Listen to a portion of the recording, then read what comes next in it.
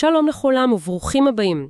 אנחנו כאן כדי לצלול לעומק ההתפתחות של המחשוב. זה מדהים לחשוב על הדרך שעברנו, מחשבוניות עתיקות, ממש מלפני אלפי שנים, ועד לרעיונות ששינו את הכל, כמו של טיורינג וברנרס-לי, שהפרידו בין החומרה לתוכנה, שבעצם יצרו את הרשת העולמית. אז היום המשימה שלנו היא כזה, לנסות להבין את המהפכה שקורית ממש עכשיו, במיוחד המעבר לענן. איך זה משפיע על ארגונים? בהחלט, ויש אנלוגיה היסטורית ממש טובה לזה לדעתי.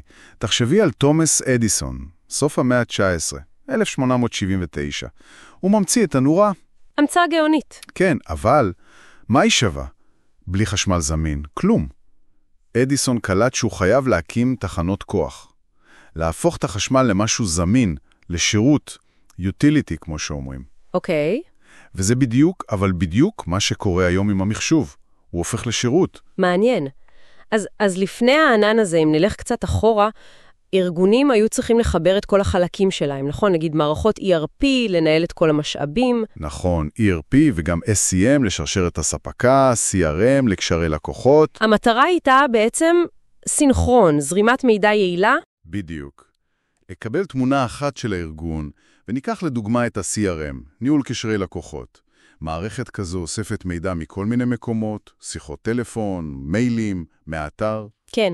אבל הקפיצה האמיתית, המהפכה, היא כשהמערכות האלה עוברות לענן. פתאום הניתוח הוא כמעט בזמן אמת. זה מאפשר לעבור ממצב שאתה מגיב לבעיות, למצב שאתה חוזה צרכים.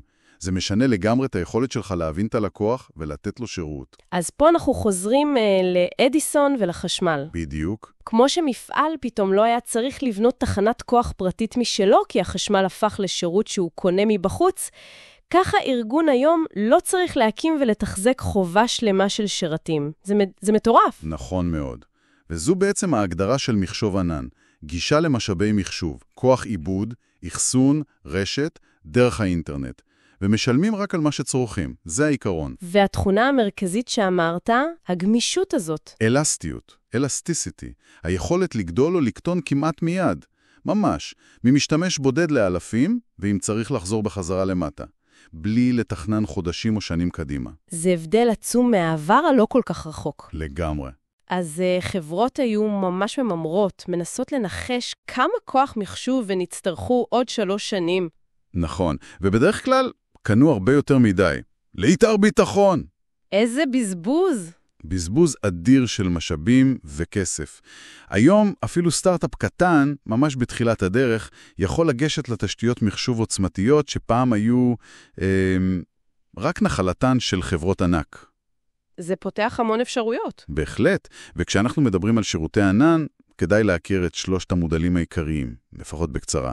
יש את IaaS, Infrastructure as a Service, תשתית כשירות. זה מספק את הבסיס. שרתים וירטואליים, אחסון, רשתות. זה בעיקר לאנשי IT, למנהלי מערכות. אוקיי, התשתית עצמה. כן. מעל זה יש את PaaS, Platform as a Service, פלטפורמה כשירות. זה נותן למפתחים סביבה שלמה לפיתוח והרצה של אפליקציות. מערכת הפעלה, בסיס נתונים, שרת ווב. כלומר, המפתח יכול להתמקד בלכתוב קוד ולא להתעסק עם כל הברזלים והרשתות שמתחת. בדיוק. זה מקל עליהם מאוד. והמודל השלישי, שאותו כמעט כולם מכירים מהיום-יום, הוא SaaS. SaaS, Software as a Service, תוכנה כשירות. נכון, יש 2 אפשרויות האלה. אבל רגע, כל התיאוריה הזאת נשמעת נהדר. גמישות, תשלום לפי שימוש, נגישות. אבל ההטמעה של הדברים האלה בארגון אמיתי, זה בטח סיפור אחר. זה בדיוק העניין. פה מתחיל האתגר האמיתי. באופן די מופתיע אולי, הטכנולוגיה עצמה היא החלק הקל יחסית. אולי רק. רבע מהעניין. רק רבע? אז מה השאר? השאר, ה-75% הנסתרים מהעין, זה השינוי הארגוני.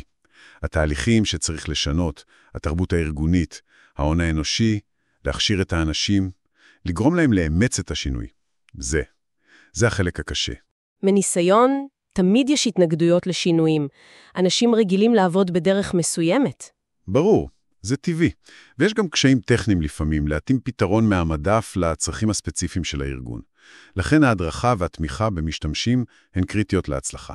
ואם מדברים ספציפית על ענן, בטח יש גם דאגות אחרות שעולות. כן, תמיד עולות שאלות חשובות, למשל הבטחת מידע. איפה המידע שלי נמצא, מי ניגש אליו. יש גם את עניין התלות בספק מסוים, מה שנקרא vendor lock-in, הקושי לעבור לספק ענן אחר אם אתה כבר נעול על אחד. זה יכול להיות יקר ומסובך? בהחלט. ויש גם את כל נושא הרגולציה והתקנים שצריך לעמוד בהם. אלו אתגרים אמיתיים ומתמשכים. טוב, אז אם נסכם רגע את המסע המבהים הזה, התחלנו ממחשבים מבודדים, הגענו לעידן שבו כוח מחשוב אדיר זמין לכולם כשירות, גמיש, נגיש, וזה מאפשר לעסקים קטנים כגדולים לחדש ולשרת לקוחות טוב יותר מאי פעם בעצם. בדיוק. וזה מביא אותי אולי לשאלה קצת פילוסופית לסיום. מעניין. אם המחשוב באמת הופך להיות כמו חשמל, שירות בסיסי וזמין, מה השלב הבא באבולוציה הזו? איך השתנה הקשר שלנו עם טכנולוגיה, עם מידע, כשהם יהיו עוד יותר זמינים, אולי אפילו בלתי נראים, פשוט שזורים בתוך החיים שלנו בצורה עוד יותר עמוקה? שאלה טובה למחשבה. כן. נשאיר את זה פתוח.